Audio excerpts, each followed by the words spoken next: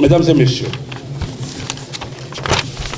il est des jours qui comptent davantage que d'autres, parce qu'ils incarnent un basculement.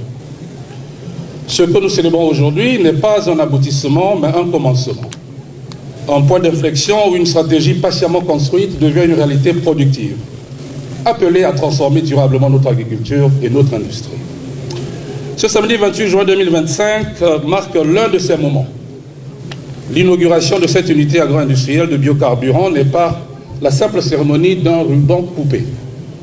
Elle consacre une rupture stratégique, donne corps à une philosophie de gouvernement et incarne une vision constante, portée au plus haut sommet de l'État par son Excellence, Monsieur le Président de la République. Cette vision, c'est celle d'un Congo qui ne subit plus, mais qui choisit. Un Congo qui ne se contente plus de la rente, mais qui bâtit sa prospérité sur le travail, l'intelligence productive et la valorisation de ses propres ressources. Mon propos en tant que ministre de l'Agriculture sera de mettre en perspective la transformation fondamentale que ce projet représente pour notre monde rural et d'en souligner la signification pour l'avenir de notre pays. Mesdames et messieurs, une ambition ancienne pour notre pays trouve aujourd'hui sa pleine réalisation. Aujourd'hui, nous faisons plus qu'évoquer notre potentiel agricole. Nous le matérialisons. Nous le transformons en une puissance économique au service de notre nation. Nous ne parlons plus de potentiel, mais nous parlons de puissance. Nous conjuguons l'agriculture au présent de l'indicatif et au futur de la performance. Ce projet, ce n'est pas seulement les 80 000 hectares attendus dès 2026. C'est le passage d'un paradigme de subsistance, aussi respectable soit-il, à un paradigme d'excellence agricole et de marché. Nous transformons des terres parfois considérées comme sous-exploitées en un actif stratégique national. Nous ne cultivons pas seulement le tournesol et le soja, nous cultivons l'ambition, nous semons la confiance et nous récoltons la souveraineté.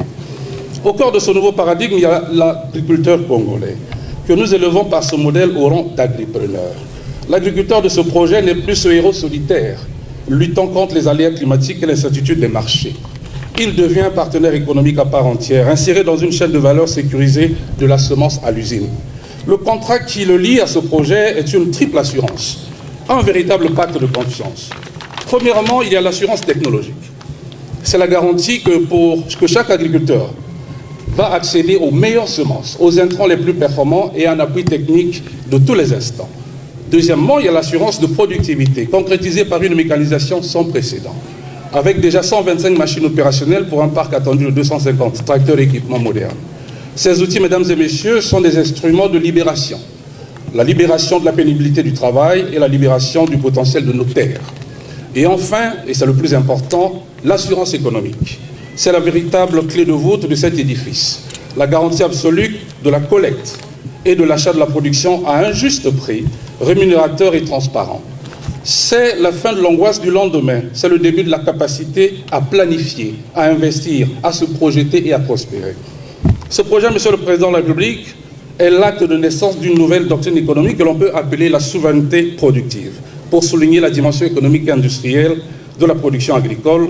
Loin de s'opposer à notre indispensable politique de diversification économique, elle en est l'expression la plus aboutie. C'est une diversification qui ne se contente pas de créer de nouvelles activités, mais qui vise à maîtriser intégralement les filières jugées stratégiques, de la terre à l'usine, de l'usine au marché. Ce projet, Monsieur le Président de la République, est l'acte de naissance de la souveraineté alimentaire productive au Congo. Analysons d'ailleurs l'ingénierie économique de ce cercle vertueux. Premièrement, nous attirons et fixons un investissement direct étranger majeur, celui de notre partenaire Eni dans un secteur, l'agro-industrie, qui devient pilier tangible de notre croissance en complémentarité intelligente avec le secteur pétrolier. Deuxièmement, nous créons une nouvelle source de revenus d'exportation. La production d'huile attendue potentiellement à 30 000 tonnes en 2027 positionnera le Congo sur le marché mondial de la transition énergétique. Mais le cœur de ce réacteur économique, c'est bien la transformation de nos ressources sur notre propre sol. Troisièmement, il y a la dimension hautement stratégique. Nous nous attaquons frontalement à notre dépendance extérieure. L'arme pour cela, c'est cet or vert produit ici même, à savoir les tourteaux issus de cette usine. Pas ces tourteaux, mesdames et messieurs, car ces tourteaux, mesdames et messieurs, sont la réponse au défi que chaque Congolais connaît bien, la dépendance massive aux importations de poulet de chair, de porc et de poisson. Tous ceux qui, avec courage, ont tenté de se lancer dans l'élevage se sont heurtés au même mur, le coût exorbitant et la rareté de l'aliment. Imaginez l'impact. La production de tourteaux, aujourd'hui estimée à 10 000 tonnes dans cette usine, passera à 60 000 tonnes en 2027. Un bond spectaculaire qui transforme notre agriculture en un levier d'autonomie stratégique. Pour mieux saisir la portée, avec 60 000 tonnes de tourteaux combinés à notre production de maïs, nous pourrons fabriquer 200 000 tonnes d'aliments complets, de quoi nourrir 40 millions de poules. Derrière ces chiffres, il y a des milliers d'emplois, une baisse de notre dépendance aux importations, une filière avicole qui se consolide et une souveraineté alimentaire qui s'installe. Voilà la promesse concrète de ce projet pour la filière animale. C'est la promesse d'un grand pas vers notre souveraineté alimentaire, la promesse de devises économisées et de la promesse de sols plus sains grâce aux fertilisants organiques également issus de ce processus. C'est cela la souveraineté productive, un cercle vertueux complet et maîtrisé. Ce partenariat avec Eni est une réussite car il est basé sur une vision partagée du développement. Et pour que cette réussite soit totale, nous comptons sur notre partenaire pour que la mise à disposition de ces précieux tourteaux sur le marché local se fasse à des conditions justes et accessibles.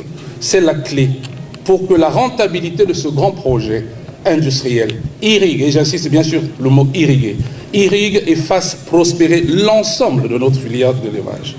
Mesdames et messieurs, une politique économique n'a de valeur que si elle se traduit par le progrès social. Et ici, l'impact humain est colossal. Ce projet, dans sa globalité, aura un impact direct et indirect sur la vie d'environ 90 000 personnes dans le secteur agricole. Ce chiffre vertigineux, ce n'est pas une simple statistique. Ce sont des agriculteurs, des entrepreneurs, des conducteurs de tracteurs, des logisticiens, des familles entières qui verront leur avenir changer. Ce sont des jeunes qui, au lieu de rêver d'exode, trouveront sur leur terre natale un emploi qualifié et digne. Ce sont des femmes, épines dorsales de notre agriculture, qui accéderont à un revenu direct, à l'autonomie et à la formation. Car ce projet ne se contente pas de donner du travail, il construit des carrières. La formation gratuite offerte à toutes et à tous les travailleurs est au cœur du modèle Eni. Eni ne transfère pas seulement de la technologie, elle transfère des compétences, elle crée de nouveaux métiers. Nous bâtissons un capital humain national, une armée de techniciens qui sera le fer de lance de la modernisation de toute notre agriculture.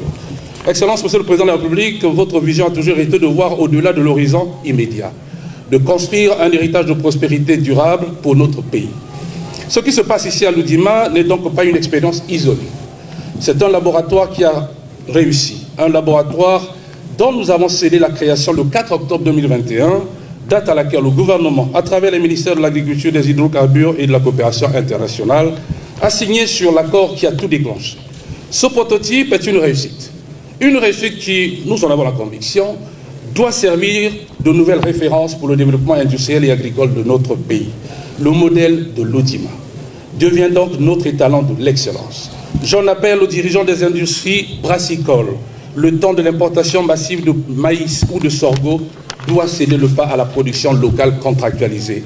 Suivez le modèle Eni, contracté avec nos agriculteurs dans la Bouenza, le Niari, les plateaux et au-delà. Le gouvernement, sous la direction de M. le Premier ministre, vous accompagnera.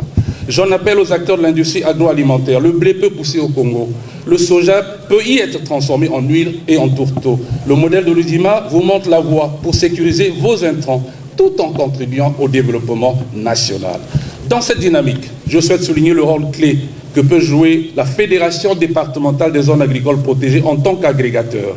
Sa capacité à contractualiser avec Eni et à mobiliser les producteurs locaux offre une solution pérenne pour sécuriser les volumes de soja et de tournesol nécessaires au fonctionnement de cette usine. Cette synergie incarne parfaitement l'esprit du modèle de l'Oudima, une alliance gagnante entre professionnalisation agricole et industrialisation responsable. Monsieur le Président de la République, cette réalisation porte l'empreinte de votre vision et de votre volonté politique, celle d'un Congo qui se bâtit par le travail et l'intelligence productive. Cette journée de l'Oudima marque une étape décisive. Elle symbolise, sous votre magistère, l'engagement clair et irréversible du Congo vers une économie plus diversifiée, plus durable et plus enracinée dans ses territoires. Un avenir où notre or noir n'est plus seulement fossile, mais devient aussi végétal. Vive le partenariat stratégique entre la République du Congo et la République italienne, que vive l'agriculture congolaise moderne, productive et conquérante, que vive la République. Je vous remercie.